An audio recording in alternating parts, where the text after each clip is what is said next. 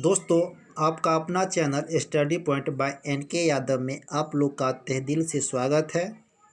आज हम SSC CGL previous year question यानी फरवरी मार्च 2020 में जो एग्ज़ाम हुआ है उसका हम जो है क्वेश्चन डिस्कशन करेंगे और यह टोटल जो है उसी से जो है प्रीवियस ईयर से उठाया गया क्वेश्चन है। दोस्तों, इसका जो है फर्स्ट पार्ट जो है हम बनाए थे, आप जो है उसको देखना चाहिएगा। तो हम जो है डिस्क्रिप्शन बॉक्स में जो है लिंक दे देंगे, वहाँ से जाके आप उसको देख सकते हैं। तो चलिए दोस्तों, आज का क्वेश्चन शुरू करते हैं। हमारा पहला क्वेश्चन है कि सिरके का प्रमुख घटक कौन है। तो सिरके का जो है प्रमुख घटक वह जो है एसिटिक एसिड है। सिरके का प्रमुख घटक एसिटिक एसिड है। दोस्तों, कुछ स्रोत और उनका जो है अम्ल संबंधित पूछा जाता है एग्जाम में। जैसे दोस्तों पूछा जाता है कि सैट्रिक अम्ल जो है किसमें पाया जाता है। तो सैट्रिक अम्ल दोस्तों संतरा और नींबू में पाया जाता है। पूछा जाता है कि इमली में कौन सा अम्ल पाया जाता है। तो इमली में दोस्तों टार्टेरिक अम्ल पाया जाता है। दोस्तों, टमाटर में भी पूछा जाता है कौन सा अम्ल पाया जाता है। तो टमाटर में ऑक्जेलिक अम्ल पाया जाता है। और यह बहुत ही इंपॉर्टेंट क्वेश्चन है दोस्तों, आगे एग्जाम में आपको देखने को मिल सकता है। टमाटर वाला याद रखिएगा, टमाटर में कौन सा अम्ल पाया जाता है। तो ऑक्जेलिक अम्ल पाया जाता है। दोस्तों, एक और क्वेश्चन इंपॉर्टेंट है जो पूछा जाता है मौलिक अम्ल किसमें पाया जाता है। तो दोस्तों, मौलिक अम्ल जो है मुख्य रूप से सेब में पाया जाता है, तो यह भी याद रखिएगा। मेथेनोइक अम्ल किस में पाया जाता है। तो चींटी के डंक में जो है मेथेनोइक अम्ल पाया जाता है। तो चलिए अब अगला क्वेश्चन देखते हैं। अगला क्वेश्चन है, हर्यक वंश का शासक अजातशत्रु किसका पुत्र था। तो हर्यक वंश का शासक जो है अजातशत्रु या बिंबिसार का पुत्र था दोस्तों। यानी बिंबिसार जो है यानी अजातशत्रु जो है बिंबिसार का पुत्र था। बिंबिसार जो है हर्यक वंश का संस्थापक था दोस्तों। हर्यक वंश का जो स्थापना किया था वह बिंबिसार किया था। और बिंबिसार को हत्या करके जो है अजातशत्रु गद्दी पे बैठा था। अजातशत्रु का जो है वास्तविक नाम कुनिक था। उसको जो है कुनिक नाम से जाना जाता था। और अजातशत्रु का हत्या करके उनका पुत्र उदयन जो है मगध के सिंहासन पर बैठा। और पाटलिपुत्र का स्थापना जो है वह उदयन ही करवाया था। तो दोस्तों, क्वेश्चन एग्जाम में पूछा जाता है कि पाटलिपुत्र का स्थापना किसने करवाया था। तो उदयन ने करवाया था। तो ये क्वेश्चन भी याद रखिएगा आप लोग, इंपॉर्टेंट क्वेश्चन है, आने वाले एग्जाम में आपको देखने को मिल सकता है। चलिए अगला क्वेश्चन देखते हैं। अगला क्वेश्चन है कि ग्रंथियों में से कौन सी ग्रंथि फेफड़े के बीच विद्यमान रहती है। तो यह दोस्तों साइंस का क्वेश्चन है, यानी ब्लाई ग्रंथि जो है फेफड़े के बीच जो है विद्यमान रहती है। चलिए दोस्तों नेक्स्ट क्वेश्चन देखते हैं। अगला क्वेश्चन है, यह करंट का क्वेश्चन था। जनवरी 2020 में गृह मंत्री अमित शाह ने क्रम योद्धा, इंपॉर्टेंट बुक है दोस्तों, याद रखिएगा इसको जो है। क्रम योद्धा जो है यह इंपॉर्टेंट बुक है। क्रम योद्धा नामक पुस्तक का विमोचन किया। यह पुस्तक किसके जीवन पर आधारित है। तो दोस्तों, यह पुस्तक है भारत के प्रधानमंत्री नरेंद्र मोदी जी, उनके जीवन पर जो है यह पुस्तक आधारित है। नरेंद्र मोदी जी के जीवन पर यह पुस्तक आधारित है। कौन पुस्तक। तो यानी क्रम योद्धा पूछता है, क्रम योद्धा ग्रंथ जो है किसके जीवन पर आधारित है। तो यह जो है नरेंद्र मोदी के जीवन पर आधारित है। और इसका विमोचन किसने किया था। अमित शाह जी ने किया था। तो दोनों क्वेश्चन इंपॉर्टेंट है, याद रखिए। अब देखते हैं अगला क्वेश्चन। अगला क्वेश्चन है कि जब हम प्याज काटते हैं तो सिंथेज एंजाइम प्याज के एमिनो एसिड सल्फा ऑक्साइड को किस एसिड में परिवर्तन करता है। तो दोस्तों, सल्फोनिक एसिड में जो है यह परिवर्तन करता है, सल्फोनिक एसिड में। और दोस्तों कभी जो है मतलब जो है यह सल्फोनिक एसिड ऑप्शन में नहीं रहता है, तो वहाँ जो है पोटासियम एसिड भी लिया जाता है, जो है सल्फर या पोटासियम जो है लिया जाता है। चलिए दोस्तों आगे बढ़ते हैं। अगला क्वेश्चन है कि जनवरी 2020 तक निम्नलिखित में से किस देश ने स्वतंत्र रूप से मानव को अंतरिक्ष में नहीं भेजा था। तो दोस्तों, जनवरी 2020 तक जो है भारत जो है अंतरिक्ष में नहीं भेजा था। और जो है इसके बाद वह कार्यक्रम शुरू किया है। तो यह भी करंट का क्वेश्चन था। आगे देखते हैं। लूसीफ ग्रह जो है, ग्रह का एक और नाम क्या है। यह क्वेश्चन दोस्तों नया क्वेश्चन देखने को मिला था एसएससी एग्जाम में, तो यह और इम्पोर्टेंट क्वेश्चन हो जाता है, आगे भी आपको देखने को मिल सकता है। लूसीफ ग्रह का और एक नाम क्या है दोस्तों। शुक्र को जो है लूसीफ ग्रह के उप नाम से भी जाना जाता है। तो दोस्तों आइए जान लेते हैं शुक्र ग्रह के बारे में। तो दोस्तों शुक्र ग्रह को क्वेश्चन बार बार पूछा जाता है कि सबसे चमकीला ग्रह किसे कहा जाता है, तो सबसे चमकीला ग्रह दोस्तों शुक्र को कहा जाता है। और जो है सुबह का तारा, सांझ का तारा, यह भी शुक्र को ही कहा जाता है। पृथ्वी का भग्नी शुक्र को कहा जाता है। और जो है शुक्र ग्रह को, शुक्र ग्रह जो है, शुक्र और अरुण, यह दो ग्रह ऐसा ग्रह है जो मतलब सूर्य के विपरीत दिशा में जो है चक्कर लगाता है। जैसे जितना भी ग्रह है इसके अलावा सब जो है पश्चिम से पूरब घूमता है, लेकिन शुक्र और अरुण दो ऐसा ग्रह है जो पूरब से पश्चिम घूमता है। तो यह भी दोस्तों याद रखिएगा, यहाँ में पूछा जाता है, आपको इस आगे आने वाले एग्जाम में देखने को मिल सकता है। चलिए दोस्तों आगे क्वेश्चन देखते हैं। अगला क्वेश्चन है कि कौन सा देश सार्क संगठन का सदस्य नहीं है। तो दोस्तों इम्पोर्टेंट क्वेश्चन है। सार्क का सदस्य जो है दोस्तों चीन नहीं है। सार्क की स्थापना दोस्तों, सार्क जो है दक्षिण एशियाई संगठन का जो है एक मतलब एक संगठन है। इसका जो है स्थापना जो है 8 दिसंबर, इसका स्थापना 8 दिसंबर 1985 ईस्वी को हुआ था। 8 दिसंबर 1985 को इसका स्थापना हुआ था। और इसमें कुल जो है 8 देश सदस्य है। इसमें कुल 8 देश सदस्य है, 8 सदस्य देश है। और यह 8 देश जो है, तो नोट कर लीजिए दोस्तों, 7 देशों का जो है 8 देश का नाम हम बता रहे हैं आपको। भारत, पाकिस्तान, बांग्लादेश, श्रीलंका, भूटान, नेपाल, मालदीव, यह 7 हो गया दोस्तों। और अफगानिस्तान जो है यह 2007 ईस्वी में सार्क का सदस्य बना हुआ था। टोटल जो है देशों की संख्या अभी 8 है सार्क में सदस्य देशों की संख्या। और यह जो है संस्था जो है आपको यानी आर्थिक और राजनीतिक संगठन से संबंधित है। तो इसको याद रखिएगा दोस्तों। अब चलिए आगे बढ़ते हैं, आगे क्वेश्चन देखते हैं। आगे क्वेश्चन है कि गुप्त वंश के अंतिम स्वीकृत सम्राट कौन था। तो दोस्तों अंतिम सम्राट जो है विष्णुगुप्त था गुप्त वंश का। और गुप्त वंश का जो है संस्थापक पूछा जाता है, गुप्त वंश का संस्थापक कौन था। तो गुप्त वंश का संस्थापक दोस्तों श्रीगुप्त था। और गुप्त वंश का अंतिम शासक कौन था, तो यानी विष्णुगुप्त, और संस्थापक श्रीगुप्त। यह दोनों क्वेश्चन याद रखिएगा। एक और क्वेश्चन पूछा जाता है दोस्तों कि गुप्त वंश का सबसे प्रतापी शासक कौन था। तो गुप्त वंश का सबसे प्रतापी शासक जो है चंद्रगुप्त द्वितीय था, जिसको जो है विक्रमादित्य के नाम से भी जाना जाता है। बहुत इंपॉर्टेंट क्वेश्चन है दोस्तों, इसको याद रखिएगा। चलिए अब आगे क्वेश्चन देखते हैं।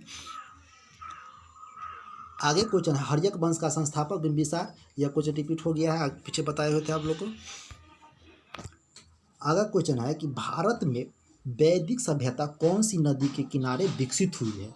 तो दोस्तों वैदिक सभ्यता जो है यह जो है यानी सरस्वती नदी किनारे विकसित हुआ है। वैदिक सभ्यता जो है अब 2 भागों में उसको वैदिक सभ्यता को पढ़ते हैं। एक जो है ऋग वैदिक काल और दूसरा जो है उत्तर वैदिक काल। उसको 2 भागों में बांटा गया है दोस्तों। तो यानी ऋग वैदिक काल और उत्तर वैदिक काल। तो ऋग वैदिक काल जो है उसका ऋग वैदिक काल में जो है इसका ऋग वैदिक काल में मतलब मुख्य रूप से 3 नदी का उल्लेख हुआ है, गंगा, यमुना, सरस्वती और सिंधु।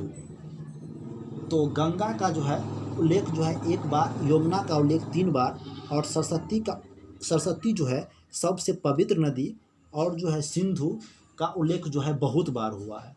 तो इसको याद रखिएगा आप लोग, गंगा का 1 बार, यमुना का 3 बार और यानी सिंधु का जो है 12 बार एवं सरस्वती जो है सिंधु यानी वैदिक सभ्यता का सबसे पवित्र नदी माना गया है। तो चलिए दोस्तों आगे बढ़ते हैं।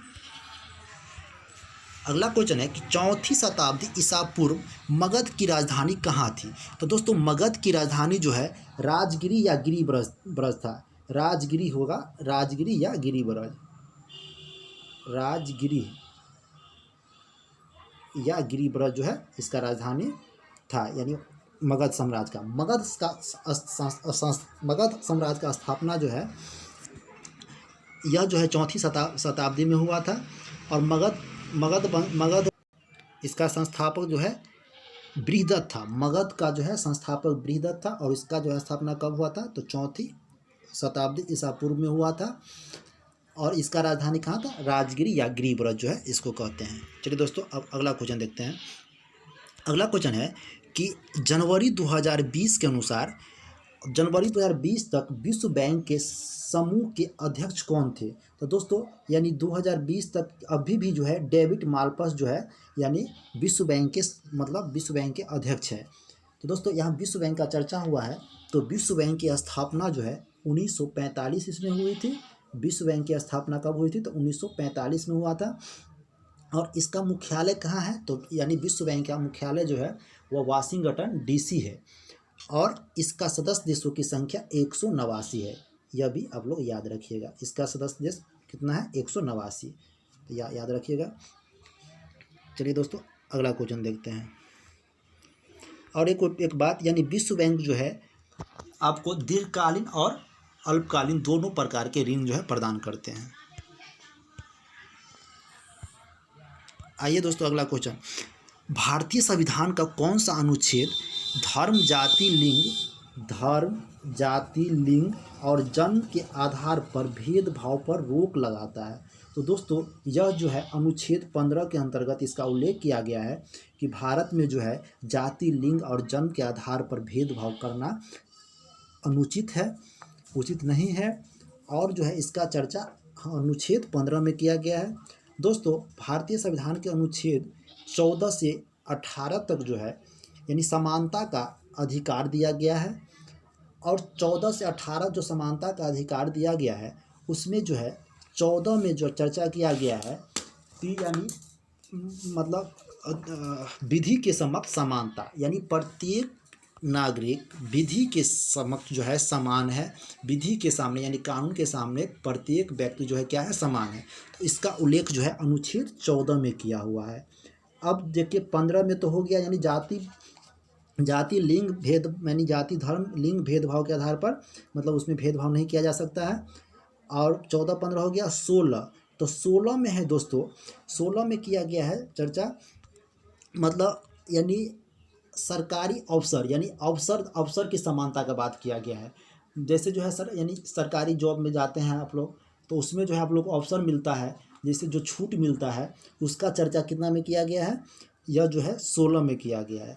और दोस्तों 17 बहुत ही इंपॉर्टेंट है। 17 जो है बार एग्जाम में पूछा जाता है कि अनुच्छेद 17 जो है किससे संबंधित है? तो अनुच्छेद 17 जो है अस्पृश्यता का अंत यानी छुआछूत का बात किया गया है इसमें कि किसी से कोई जो है छुआछूत नहीं करेगा। इसका चर्चा जो है अनुच्छेद 17 में किया गया है।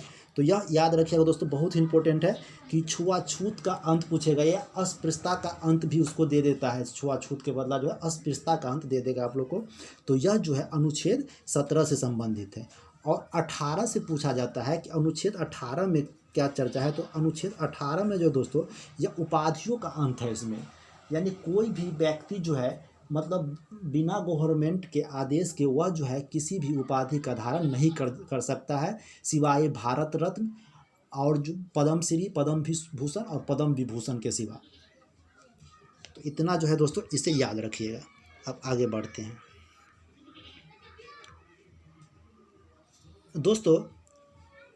यह जो है जो भी क्वेश्चन उठाया गया है टोटल प्रीवियस ईयर का क्वेश्चन है। तो मेरा आपसे यही रिक्वेस्ट है कि आप लोग जो है इसको, यदि आपका आगामी एग्ज़ाम होने वाला है तो इसको जो है आप लोग याद कर लीजिए, क्योंकि आने वाला एग्ज़ाम में आपको देखने को मिल सकता है। क्योंकि कितना बार जो है क्वेश्चन, बहुत सारा क्वेश्चन रिपीट भी होता है एग्ज़ाम में। और मैं उम्मीद करता हूँ कि आपको समझ में वीडियो आता होगा। और दोस्तों यदि आपको कोई सलाह सुझाव देना है तो आप जो है कमेंट बॉक्स में जो है ज़रूर दे सकते हैं, उसका हम आगे पालन करेंगे। चलिए दोस्तों आगे क्वेश्चन देखते हैं। कह रहा है कि एशिया का सबसे बड़ा मसाला बाज़ार कहाँ स्थित है? तो एशिया का जो है सबसे बड़ा मसाला बाज़ार यानी भारत की राजधानी दिल्ली में स्थित है दोस्तों। यह कहाँ है? तो भारत की राजधानी दिल्ली में स्थित है।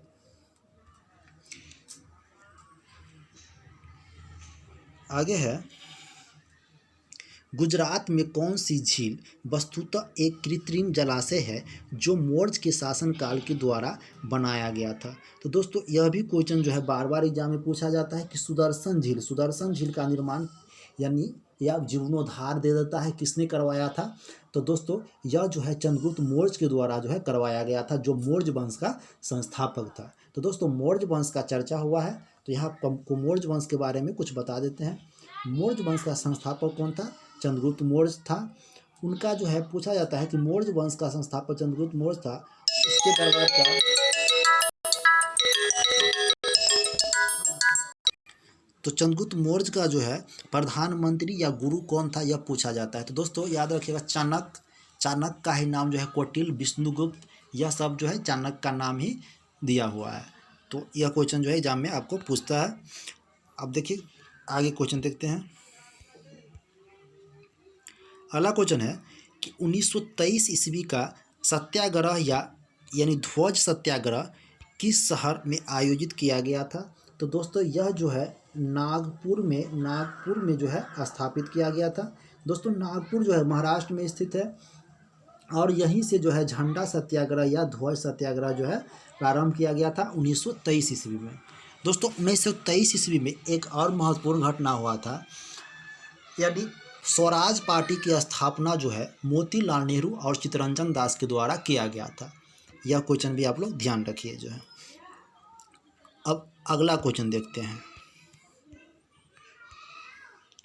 अगला क्वेश्चन है कि सौरमंडल